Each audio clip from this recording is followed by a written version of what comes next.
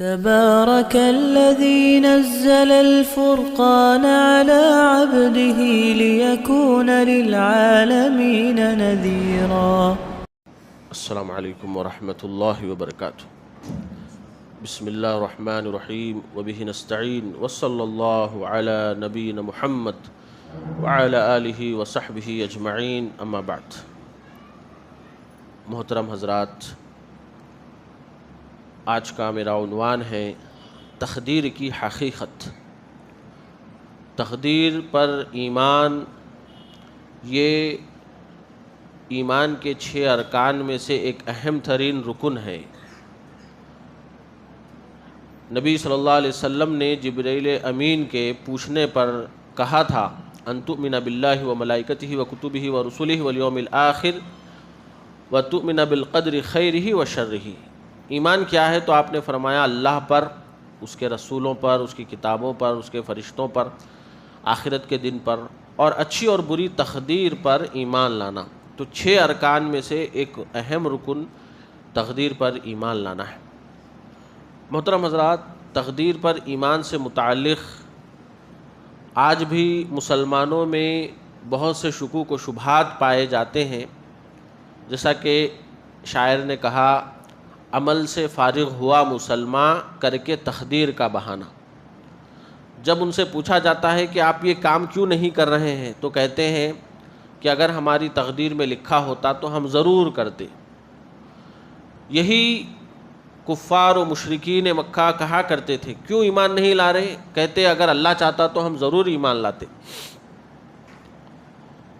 آپ دیکھیں گے کہ اللہ کے رسول صلی اللہ علیہ وسلم نے ایک موقع پر ارشاد فرمایا تھا. صحابہ بیٹھے ہوئے ہیں، اللہ کے رسول صلی اللہ علیہ وسلم تشریف فرما ہے اور ایک لکڑی ہاتھ میں ہے، اس سے زمین کھرچ رہے ہیں اور کہہ رہے ہیں کہ تم میں سے ہر ایک کا مقام جنت میں یا جہنم میں متعین کر دیا گیا ہے. یعنی کہ کون جنتی ہے، کون جہنمی ہے، کس کا ٹھکانہ جنت میں، کس کا ٹھکانہ جہنم میں ہے، یہ لکھ دیا گیا ہے. تو ایک صحابی نے سوال کیا، اللہ کے رسول افلا نتکل، کیا ہم اس پر تکیہ نہ کر لیں؟ یعنی کہ جب لکھا جا چکا ہے کہ کون جنتی ہے کون جہنمی ہے تو پھر عمل کی کیا ضرورت ہے؟ تو رسول اللہ صلی اللہ علیہ وسلم نے کیا ارشاد فرمایا؟ کل میسر لما خلق لہ بل اعملوا، تم عمل کرو، کیونکہ جس چیز کے لیے وہ پیدا کیا گیا ہے ویسا عمل کرنا اس کے لیے آسان بنا دیا گیا ہے. اور آپ نے یہ آیت تلاوت فرمائی فَأَمَّا مَنْ أَعْطَىٰ وَاتَّقَىٰ وَصَدَّقَ بِالْحُسْنَىٰ فَسَنُيَسِّرُهُ لِلْيُسْرَىٰ وَأَمَّا مَنْ بَخِلَ وَاسْتَغْنَىٰ وَكَذَّبَ بِالْحُسْنَىٰ فَسَنُيَسِّرُهُ لِلْعُسْرَىٰ.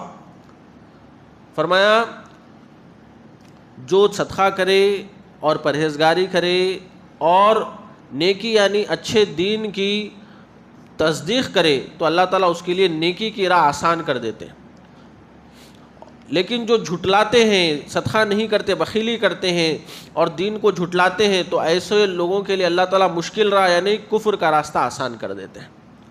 تو جو دین کو پسند کرتے ہیں، جو جنت میں جانے والے ہیں، ان کے لیے نیک عمل اللہ تعالیٰ آسان کر دیں گے، اور جو جہنم میں جانے والے ہیں، جو جہنم میں جانا طے کر دیا گیا ہے، جہنم میں جانے والے اعمال اس کے لیے آسان کر دیے جاتے ہیں.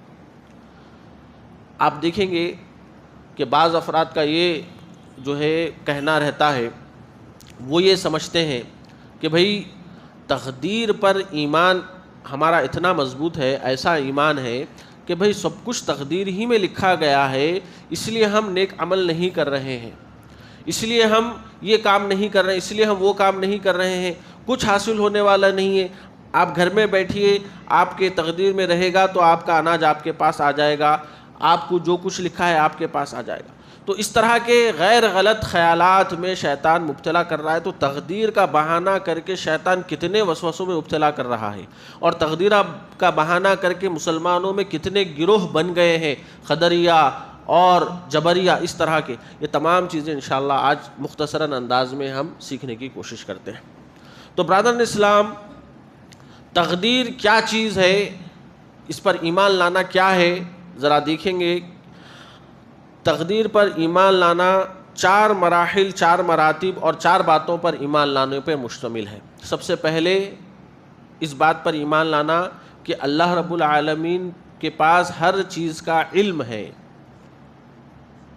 اللہ کے رسول اللہ رب العالمین ارشاد فرماتا ہے الم تعلم ان اللہ یعلم ما فی السماء والارض، کہ اللہ رب العالمین زمین و آسمان کی ہر چیز کو جانتا ہے، اس کے پاس ہر چیز کا علم ہے۔ وَيَعْلَمُ مَا فِي الْبَرِّ وَالْبَحْرِ، اللہ تعالیٰ فرماتا ہے اس کے پاس ہر چیز کا علم ہے، خشکی میں کیا ہے، تری میں کیا ہے، اور ایک پتا بھی گرتا ہے اس کا بھی اللہ رب العالمین کے پاس علم ہے۔ اللہ رب العالمین کے پاس ہر چیز کا علم ہے۔ اللہ کے پاس ایسا علم ہے کہ جو کام ہوا ہے اگر وہ نہیں ہوتا تو کیا ہوتا، اور جو کام نہیں ہوا ہے اگر وہ ہوتا تو کیسے ہوتا۔ یعنی کہ اللہ رب العالمین کو ہر چیز کا علم ہے، جو کام ہو رہا ہے اگر نہیں ہوتا تو کیا ہوتا، جو نہیں ہوا ہے اگر وہ ہوتا تو کیا ہوتا۔ بہت گہرائی ہے اس کے اندر، اس بات کو سمجھیے آپ لوگ۔ اسی لیے اللہ کے رسول صلی اللہ علیہ وسلم سے جب سوال کیا گیا اللہ کے رسول جو کفار کے بچے انتقال کر جاتے ہیں اللہ تعالیٰ ان کے ساتھ کیا معاملہ کرے گا، تو رسول اللہ صلی اللہ علیہ وسلم فرماتے ہیں اللہ یعلم بما کانوا عاملین، کہ اللہ تعالیٰ کو علم ہے کہ وہ بڑے ہو کر کیا کرنے والے تھے، تو اللہ تعالیٰ اس کے مطابق ان کے ساتھ فیصلہ کر دے گا۔ حالانکہ وہ بچپن میں مر گئے لیکن اللہ کے پاس آگے کا علم بھی ہے، اللہ تعالیٰ آگے کا علم کے حساب سے ان کے ساتھ فیصلہ کرنے والا ہے۔ ہر چیز کا علم اللہ رب العالمین کے پاس ہے۔ تو یہ پہلا مرحلہ ہے۔ دوسرا مرحلہ ہے کتابت۔ اللہ رب العالمین کے تعلق سے کتب اللہ مقادیر الخلائق قبل یخلق السماوات والارض ب50 الف سنہ، کہ اللہ کے رسول فرماتے ہیں اللہ رب العالمین نے ہر چیز کی تقدیریں لکھ دی ہیں زمین و آسمان کی پیدائش سے ہزاروں سال پہلے۔ ہزاروں سال پہلے اللہ رب العالمین نے ہر چیز لکھ دی ہے۔ تو ایک ہے تقدیر ازلی، پہلے ہی آسمان و زمین کے پیدا کرنے سے 50,000 سال پہلے ہی اللہ رب العالمین نے لکھ دیا ہے۔ اللہ نے قلم کو پیدا کیا، جب اللہ رب العالمین کا عرش پانی پر تھا اللہ نے سب سے پہلے قلم کو پیدا کیا، تو قلم سے کہا لکھ دے، تو قلم نے پوچھا کیا لکھوں، کہا جو کچھ ہونے والا ہے سب کچھ لکھ دے۔ تو زمین و آسمان کی تخلیق سے 50,000 سال پہلے قلم نے سب کچھ لکھ دیا۔ تو اللہ کے رسول نے فرمایا کہ قلم سوکھ گئے لکھ کر، تقدیریں لکھ کر قلم خشک ہو چکا ہے، تو سب کچھ اللہ رب العالمین نے لکھ دیا جسے لوح محفوظ کر دیا گیا، لوح محفوظ میں وہ سب لکھ دیا گیا۔ یہ تقدیر ازلی ہے۔ دوسری جو لکھاوٹ ہے وہ کب ہوئی، دوسری کتابت کیا ہے، وہ ہے عالم ارواح کے وقت۔ دوسری کتابت ہوئی عالم ارواح کے وقت۔ اللہ رب العالمین نے آدم علیہ السلام کو پیدا کرنے کے بعد ان کی پیٹھ پر ہاتھ پھیرا تو جتنی قیامت تک پیدا ہونے والی مخلوق ہے یعنی کہ روحیں ہیں آدم علیہ السلام کی پوچھ سے وہ نکل کے آ گئی۔ تو اللہ رب العالمین نے اس وقت جو ہے ایک تقدیر ایک کتابت کی، تو وہ کتابت ہے عالم ارواح کی کتابت۔ یہ دوسری کتابت تھی کہ کون جنتی ہے، کون جہنمی ہے، کون بدبخت ہے، کون، تو یہ اللہ رب العالمین نے لکھ دیا ہے۔ تیسری چیز، تیسری کتابت یہ ہے رحم مادر میں اللہ رب العالمین نے لکھنے کا حکم دیا، یعنی کہ جب بچہ 4 مہینے کا ہو جاتا ہے ماں کے پیٹ میں تو اللہ تعالیٰ ایک فرشتہ بھیجتا ہے، فرشتہ آ کر لکھ دیتا ہے کہ اس کی عمر کتنی ہوگی، اس کو رزق کتنا ملے گا، یہ جنتی ہوگا یا جہنمی ہوگا، اور یہ کب مرے گا۔ تو یہ فرشتہ آ کر ماں کے پیٹ میں لکھ دیتا ہے۔ تو یہ تیسری کتابت ہے۔ پھر چوتھی کتابت ہے سالانہ، فیہا یفرق کل امر حکیم، لیلۃ القدر میں، جس کو اللہ رب العالمین کہتا ہے کہ اس میں ہم فیصلے لکھتے ہیں کہ ایک سال میں کون جیتا ہے، کون مرتا ہے، کون پیدا ہوتا ہے، کون مرتا ہے، کس کو کتنا رزق ملنے والا ہے، کتنی بارش اور رزق ہے، کون حج کرنے والا ہے۔ اس طرح ایک سال کی تقدیر جو ہے لکھی جاتی ہے، یہ سالانہ تقدیر ہے۔ پانچویں ہے تقدیر یومی، جسے کہا جاتا ہے کل یوم ہوا فی شان، ہر دن جو بھی تقدیریں تھیں اس کو اس دن کھینچ کر لایا جاتا ہے دن کے حساب سے۔ تو یہ 5 قسم کی کتابتیں اللہ رب العالمین نے کر دی ہیں۔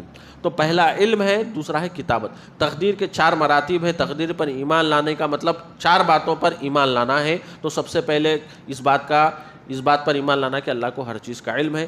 دوسرا اس بات پر ایمان لانا کہ اللہ تعالیٰ نے ہر چیز کو لکھ دیا ہے۔ میں نے 5 باتیں بتائیں کہ کب کب اللہ نے لکھا ہے، تو 5 چیزیں۔ اور تیسری چیز ہے مشیت۔ اللہ رب العالمین کی مشیت سے ہی ہوتا ہے جو کچھ ہوتا ہے۔ اللہ کی مرضی کے بغیر پتا بھی نہیں گرتا، اللہ کی مرضی کے بغیر پرندہ بھی پر نہیں مار سکتا. مشیت اللہ کے ارادے کے بغیر کچھ ہونے والا نہیں ہے. یفعل اللہ ما یشاء، اللہ جو چاہتا ہے وہی ہوتا ہے.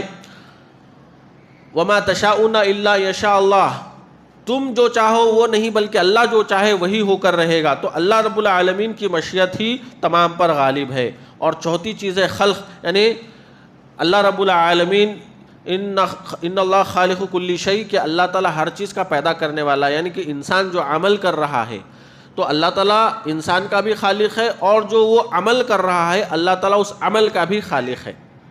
یہاں پر بات غور کریں، یہاں پر آ کر بہت سے مسلمانوں میں فرقے پیدا ہو گئے، گمراہ ہو گئے لوگ اسی بات کو نہ سمجھنے کی وجہ سے کہ اللہ تعالیٰ انسان کا خالق ہے، انسان کے عمل کا بھی خالق ہے. یعنی انسان جو کام کر رہا ہے وہ کام کا پیدا کرنے والا بھی اللہ ہے.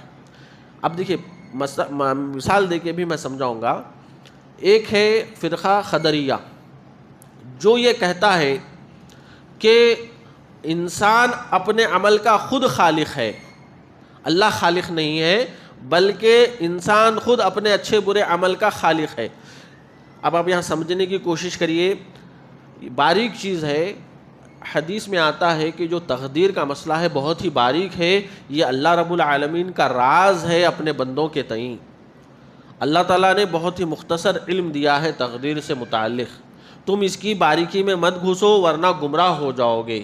تو بڑے ہی احتیاط کے ساتھ اس مسئلے میں گفتگو کریں ورنہ گمراہ فرقوں میں مبتلا ہو جائیں گے. تو گمراہ فرقے کیا ہے، میں آپ کو دو مثالیں دیتا ہوں.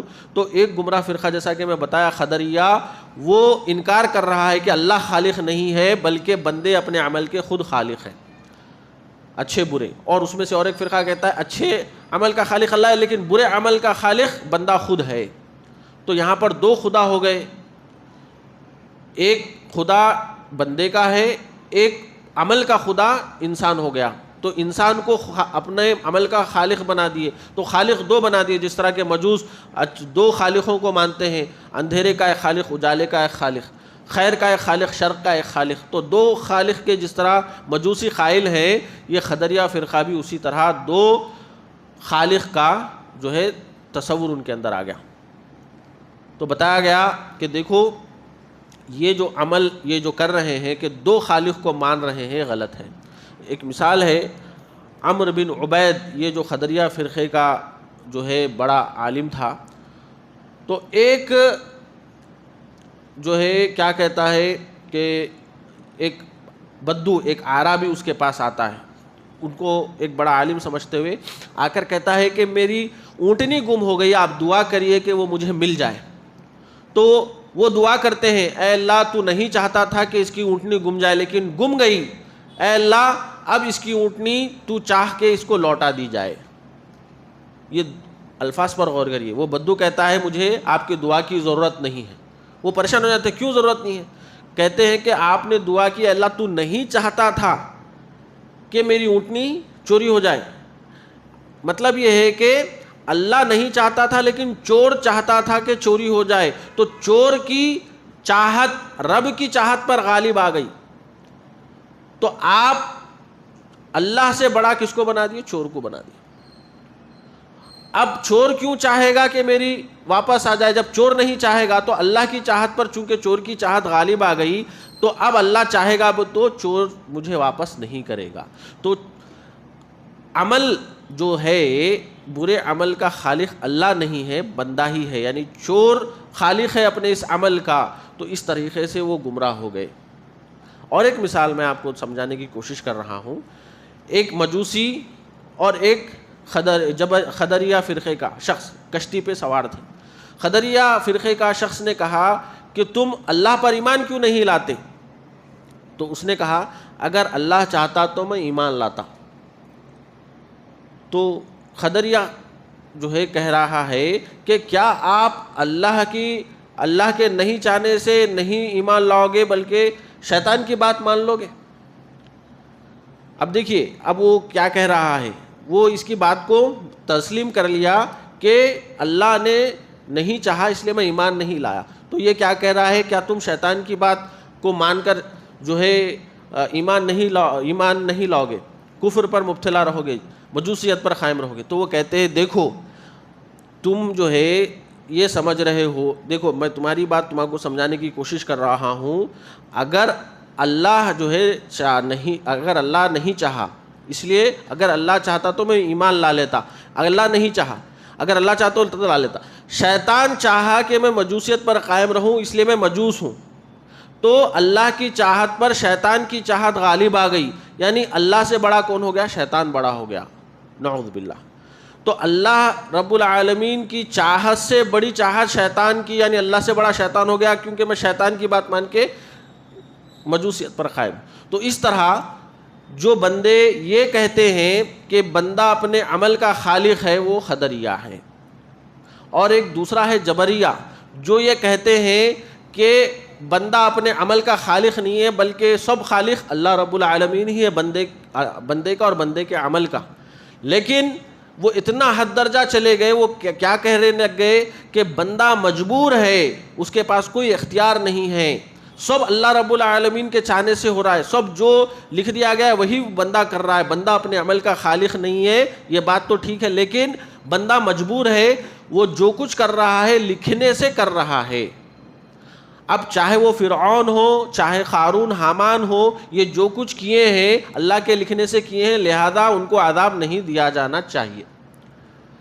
بلکہ یہاں تک کہنے لگ گئے کہ یہ جو کر رہے ہیں اگرچہ کہ یہ شریعت کے خلاف ہے، لیکن اللہ کی مشیت کے موافق ہے، اللہ کی مشیت کی تابعداری کرتے ہوئے انہوں نے وہ عمل کیا ہے، ان کو الٹا ثواب ملنا چاہیے ابھی۔ تو اس حد تک وہ گمراہ ہو گئے جو یہ سمجھتے ہیں کہ بندہ مجبور ہے، سب کچھ اللہ نے لکھ دیا ہے ویسا ہو رہا ہے۔ لیکن ایک بات یاد رکھیں برادران اسلام، یہ دو فرقوں کے بیچ میں مومن کی راہ ہے، احتیاط کی راہ ہے، دونوں کے بیچ میں اللہ رب العالمین نے لکھا ہے، لیکن تمہیں مجبور نہیں بنایا، اللہ رب العالمین نے مجبور نہیں بنایا، اللہ نے تمہارے اوپر کسی کو نگران نہیں بنایا، کسی کو وکیل داروغہ نہیں بنایا کہ وہ تمہیں مار مار کر یہی کرو بول کے 24 گھنٹے نہیں لگا ہوا ہے، تمہارے کو اختیار دیا گیا ہے، اما شاکروں و اما کفورا، تم صحیح راستے پہ چلو یا غلط راستے پہ چلو، شکر گزاری کرو یا ناشکری کرو، اللہ تعالیٰ نے اختیار دے دیا ہے۔ اب یہ تقدیر کیا ہے؟ یہ اللہ کا اندازہ ہے، انا خلقناہ کل شیء بقدر، ہم نے ہر چیز کو تقدیر کے حساب سے پیدا کر دیا، اللہ رب العالمین نے کہہ دیا۔ تو تقدیر کیا ہے؟ یہ اللہ کا اندازہ ہے کہ اللہ رب العالمین نے اپنے علم کے مطابق ہر چیز لکھ دی ہے کہ یہ فلاں بندہ ایسا کرے گا، یہ اللہ کا اندازہ ہے۔ ہر کوئی اندازہ لگاتا ہے کہ ایسا ہوگا، یہ شخص پاس ہوگا، اس کو منافع ہوگا، ایسا ہوگا، ہر کوئی اندازہ لگاتا ہے۔ انسان کا اندازہ کیا ہے؟ 50-50، کبھی کیا ہے صحیح ہوتا ہے، کبھی کیا ہے غلط ہوتا ہے۔ لیکن اللہ نے اندازہ لگایا تو اللہ کا اندازہ 100% صحیح ہوتا ہے۔ تو اللہ نے صرف اندازہ لگایا، اب بندہ جو کچھ کر رہا ہے وہ اللہ کے اندازے کے مطابق وہی کر رہا ہے جو اللہ نے لکھ دیا ہے۔ اب اللہ نے اس کو ہاتھ پکڑ کے کرنے کے لیے نہیں کہا، اس کو اختیار دیا ہے۔ اللہ کے رسول صلی اللہ علیہ وسلم نے یہی ارشاد فرمایا، جب تقدیر کا مسئلہ صحابہ کے پاس آیا اور صحابہ نے کہا کہ ہم تکیہ کر کے نہ بیٹھ جائیں، تو اللہ کے رسول علیہ السلام نے فرمایا ہر چیز جو ہے تقدیر کے موافق ہی ہے، حتی العجز والکیس، یعنی کہ عاجزی اور بیوقوفی اور ہوشیار مندی، عقل مندی اور سب دانائی، یہ سب کیا ہے؟ تقدیر کے لکھے ہوئے کے حساب سے سب کو ملتی ہے۔ تو ہر چیز تقدیر کے حساب سے ہی ہونے والی ہے۔ برادر اسلام، چند مثالیں کہ ہم کس طرح روز مرہ کی زندگی میں تقدیر کے حساب سے نہیں چل رہے ہیں بلکہ من مانی کر رہے ہیں، اور اس باب میں تقدیر کے باب میں ٹھوکر کھا رہے ہیں اور گمراہ ہو رہے ہیں۔ تو تقدیر کے اندر اللہ کے رسول صلی اللہ علیہ وسلم کا ارشاد ہے کہ تم یہ نہ کہو کہ میں نے یہ کر دیا ہے، اگر میں ایسا نہ کرتا تو ایسا ہو جاتا۔ فَإِنَّ لَوْ تَفْتَحُوا عَمَلَ الشَّيْطَانِ، کیونکہ اگر مگر یہ کہنا شیطان کے دروازے کو کھول دیتا ہے، بلکہ تم یہ کہو قدر اللہ وما شاء فعل، کہ اللہ نے مقدر کر دیا، وما شاء فعل، اور اللہ تعالیٰ جو چاہے کرتا ہے۔ تو یہ کہو قدر اللہ وما شاء فعل، یعنی کچھ ایسا ہو جائے جو تم نہیں چاہتے تھے تو تم یہ کہو قدر اللہ، یہ اللہ کی تقدیر کی وجہ سے یہ ہوا ہے۔ اب آپ دیکھیے تقدیر پر تکیہ کرنا اگر جائز ہوتا، تدبیر کرنا منع ہوتا، تو دیکھیے آپ اللہ کے رسول صلی اللہ علیہ وسلم جنگیں کیے، لیکن کیا آپ تلوار کے بغیر چلے گئے یا زرہ بختر کے بغیر چلے گئے؟ نہیں، بلکہ اللہ کے رسول نے تدبیریں کی۔ بیمار ہوئے تو کیا اللہ کے رسول نے دوائیاں نہیں لی، علاج نہیں کرایا، بلکہ علاج کرایا، تدبیر کی، علاج کرایا اور اس علاج کرانے کی ترغیب بھی دلائی۔ تقدیر کا مطلب یہ نہیں ہے کہ تم تدبیر ہی نہ کرو، جو غلط فہمی کا شکار ہے بندہ۔ آپ دیکھیں گے کہ ابو عبیدہ بن جراح اور عمر رضی اللہ عنہ کے بیچ ایک واقعہ یہ ہوا کہ آپ شام میں انٹر ہو رہے تھے، عمر رضی اللہ عنہ، لیکن طاعون کا مرض وہاں وبا پھیلی ہوئی تھی، تو عمر رضی اللہ عنہ واپس مدینہ جانے لگے۔ تو ابو عبیدہ بن جراح نے کہا تقدیر سے بھاگ کر جا رہے ہو، یعنی کہ آپ آئے اور یہاں داخل ہونا تھا آپ کو، لیکن آپ تقدیر سے بھاگ رہے ہو۔ تو کہا ابو عبیدہ اگر تمہارے علاوہ کوئی اور کہتا تو میں اس کو جو ہے اس کی شامت آ جاتی، لیکن دیکھو میں تقدیر سے بھاگ کر تقدیر ہی کی طرف جا رہا ہوں، یعنی کہ میں تدبیر اختیار کر رہا ہوں، اور تدبیر اختیار کرنا بھی تقدیر ہی میں شامل ہے۔ اب آپ دیکھیے ایک مثال یہ بھی ہے کہ عمر رضی اللہ عنہ کے زمانے میں ایک چور چوری کیا، اس کو پکڑ کر لایا گیا، تو اس چور نے کیا کہا؟ میری تقدیر میں لکھا ہوا تھا اس لیے میں نے چوری کی، یہ تقدیر کا لکھا ہوا ہے، مجھے سزا کیوں دی جا رہی ہے؟ میری تقدیر میں لکھا تھا اس لیے میں نے چوری کی۔ تو عمر رضی اللہ عنہ نے کہا میں بھی تیرے ہاتھ اسی لیے کاٹ رہا ہوں کیونکہ یہ بھی تقدیر میں ہی لکھا ہوا تھا۔ تو ہم تقدیر کو بہانہ بنا کر اپنے غلط حرکتیں یا گناہ کے کام یا یہ جو سستی کاہلی برت رہے ہیں، تقدیر پہ مت ڈالیے، کیونکہ اسلام نے تکیہ کر کے بیٹھنے یا تدبیر کرنے سے نہیں روکا ہے۔ تدبیر کریں، اس پر ابھارا گیا ہے۔ اور اسی طرح آپ دیکھیے تقدیر کو سمجھنا ہے تو اللہ کے رسول صلی اللہ علیہ وسلم نے یہ ارشاد فرمایا کہ کوئی خاتون اپنی بہن کا خلا یا طلاق کا مطالبہ نہ کرے، یعنی کہ اللہ کے رسول فرماتے ہیں کوئی عورت کسی آدمی سے نکاح کرنا چاہ رہی ہے تو پہلے تمہاری پہلی بیوی کو طلاق دے دو پھر میں نکاح کروں گی، ایسا نہ کہے، کیونکہ اس کے حق میں جتنا رزق اللہ نے لکھ دیا ہے وہ اس کو ضرور مل کر رہے گا۔ یہ تقدیر ہے۔ تقدیر پر بھروسے کا مطلب یہ ہے کہ عورت طلاق اور خلا کا مطالبہ نہ کرے، پہلے تم طلاق دو اپنی پہلی بیوی کو، کیونکہ یہ اس طرح کہنا تمہارے تقدیر پر ایمان کی کمزوری کی دلیل ہے، کیونکہ اللہ کے رسول فرماتے تمہاری قسمت میں جتنا لکھ دیا ہے وہ تم کو ضرور مل کر رہے گا۔ اور ایک مثال وہ یہ ہے کہ صحابہ نے کہا اللہ کے رسول ہم عزل کر سکتے ہیں، یعنی کہ حمل کو روکنے کا ایک ذریعہ، ایک نسخہ وہ اپنایا کرتے تھے، ہم عزل کر سکتے ہیں۔ تو اللہ کے رسول صلی اللہ علیہ وسلم نے فرمایا کیا تم ایسا کرتے ہو؟ اگر تم ایسا کر بھی لو تو اللہ نے اگر لکھ دیا ہے بچہ ہونا تو وہ ضرور ہو کر رہے گا۔ عزل سے منع نہیں کیا، لیکن یہ بھروسہ ہونا چاہیے کہ یہ کام کرنے سے کچھ ہونے والا نہیں ہے، اگر اللہ نے لکھ دیا ہے تو وہ ضرور بچہ ہو کر رہے گا۔ اسی طرح ایک موقع پر اللہ کے رسول صلی اللہ علیہ وسلم نے ارشاد فرمایا کہ جو نظر یا منت بندہ مانتا ہے تاکہ نئے ہونے کا کام ہو جائے، تو اللہ کے رسول صلی اللہ علیہ وسلم فرماتے ہیں کہ اس سے اللہ نے جو تقدیر لکھ دی ہے وہ بدلتی نہیں ہے، بلکہ وہی ہوتا ہے جو تقدیر میں لکھا ہوا ہے۔ اس سے صرف یہ ایک ہوتا ہے کہ بخیل سے میں مال نکال لیتا ہوں، اللہ تعالیٰ بخیل سے صرف مال نکال لیتا۔ نظر منت ماننے سے تقدیر نہیں بدلتی، تقدیر میں جو نہیں ہے وہ نہیں مل سکتا، تقدیر میں جو ہے وہی مل کر رہے گا، تقدیر نہیں بدلتی۔ اسی طرح ایک موقع پر رسول اللہ صلی اللہ علیہ وسلم کی ایک صاحبزادی پیغام بھیجتی ہیں کہ ان کا بیٹا نزاع کے عالم میں ہے، تو حضرت اسامہ فرماتے ہیں کہ رسول اللہ صلی اللہ علیہ وسلم کے ساتھ اس وقت سعد، معاذ، ابی بن کعب رضی اللہ عنہ بیٹھے ہوئے تھے، تو اللہ کے رسول صلی اللہ علیہ وسلم نے ان کو پیغام بھیجا للہ ما اخذ وللہ ما اعطى کل باجل فلتصبر ولتحتسب۔ اللہ کا ہے جو کچھ وہ لیا، اللہ کا ہے جو کچھ وہ دے رہا ہے، ہر ایک اللہ رب العالمین نے مقدر کر دیا ہے، تقدیر میں لکھ دیا ہے، لہذا تم صبر کرو اور اجر کی امید رکھو۔ بہرحال یہ یاد رکھیں کہ اللہ رب العالمین ارشاد فرماتا ہے لا یسأل عما یفعل وہم یسألون، اللہ کو کسی چیز کا سوال نہیں کیا جا سکتا، اللہ بندوں سے سوال کر سکتا ہے۔ اللہ سے ہم سوال نہیں کر سکتے کہ ایسا کیوں کیا، ویسا کیوں کیا، اللہ سے بندے سوال ہرگز نہیں کر سکتے، بلکہ اللہ بندوں سے سوال کرنے والا ہے، سوال کرے گا کہ تم نے شریعت کے مطابق عمل کیوں نہیں کیا۔